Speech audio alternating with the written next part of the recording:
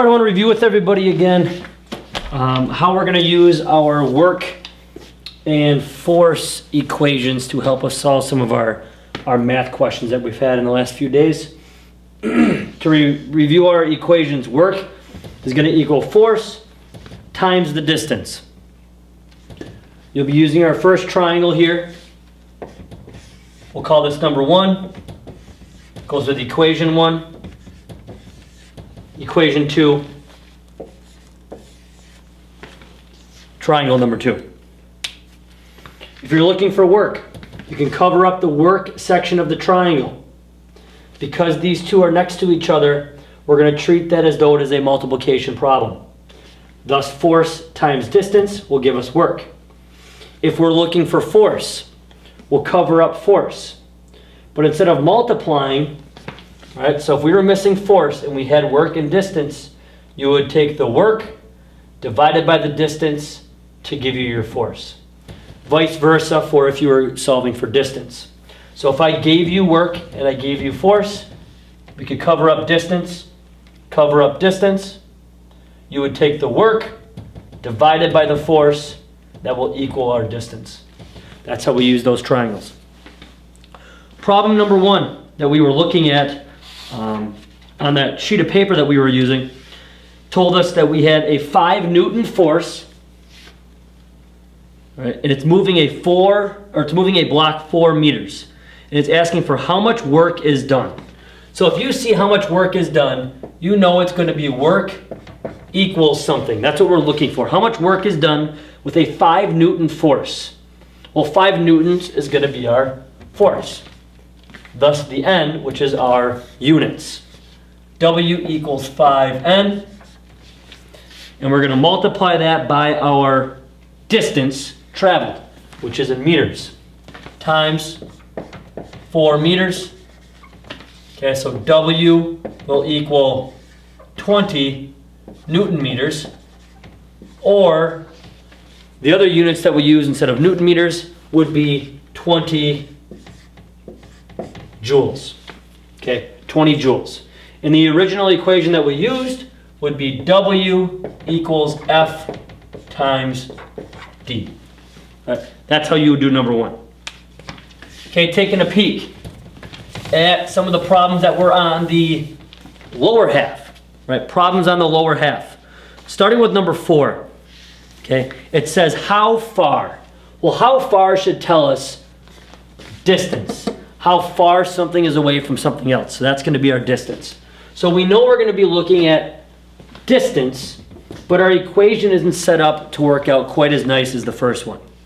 We're still going to use our equation W equals F times D. And it tells us how far will 490 joules, that's our work, 490 joules. How far will 490 joules of work raise a block weighing 7 newtons? So our force, 7 newtons times our distance. So we're solving for distance. Heading back to our triangle, we're looking for distance here. So I cover up distance. This tells me we're going to do work divided by force. Work divided by force because we're covering up distance. Don't multiply. If you multiply, your answer is going to be wrong. You need to cover up distance because we're looking for the distance. Our equation would then be D equals work divided by force, W divided by F, meaning D equals 490 joules divided by our force, which is 7 newtons. Our answer then would be our distance equals 70 meters is our distance. So 70 meters. Not newtons, not joules, not Newton meters, not time. Our distance in this case would be meters. Some of our problems on the back side. Okay, some of the problems on the back side, such as number 7, says, how much power? Well, as soon as you see that word power, That tells us we're going to triangle number 2. Here's where we have power. And it says, how much power does it take to do 500 joules? Joules is work. Okay. How much power does it take to do 500 joules of work in 10 seconds? Time. So our equation, which is our set equation, power equals work divided by time. P equals W divided by T. My work is going to be 500 joules. My time would be 10 seconds.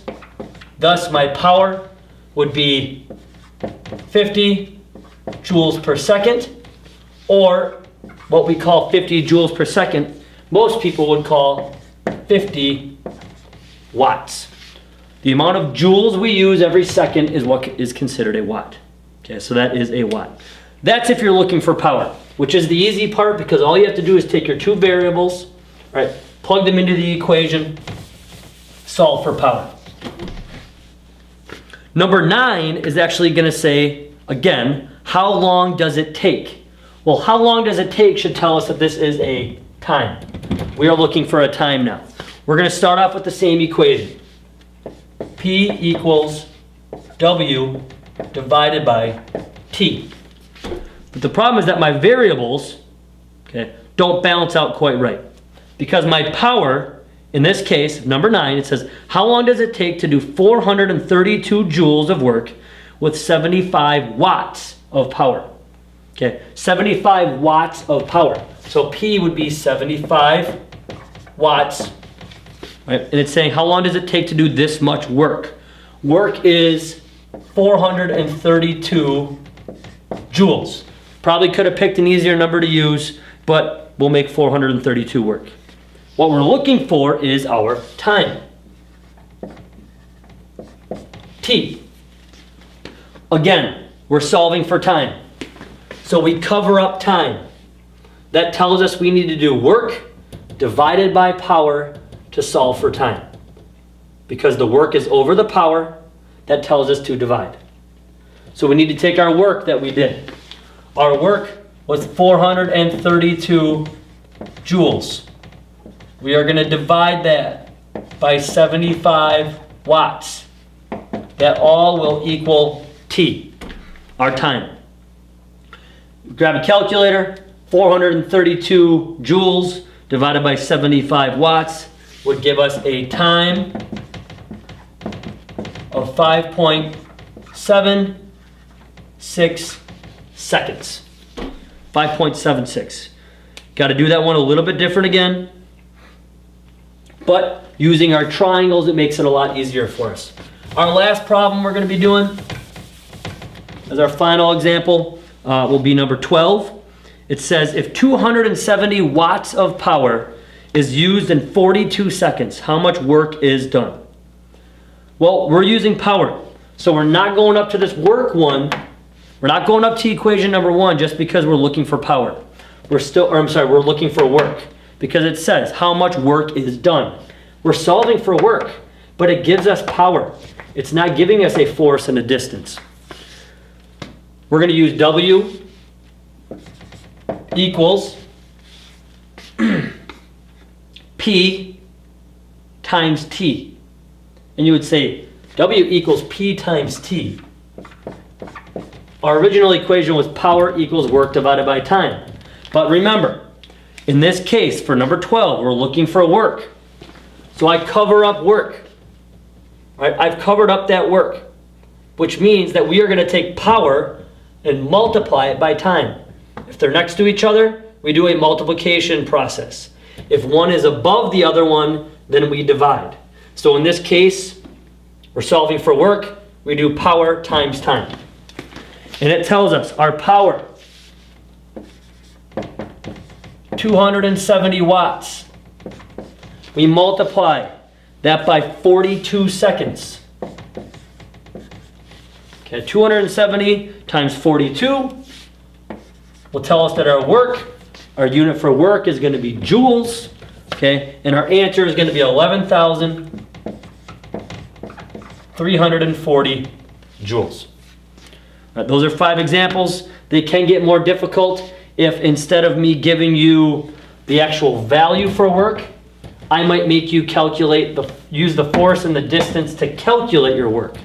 So some of the problems may give you the force, the distance, and the time, and you can still solve it. It's a 2-step process. You have to solve for work, but then you can take that answer for work, plug it into the equation here, solve for power. Whereas in this case, I gave you these 2 variables which fit into the equation rather nicely.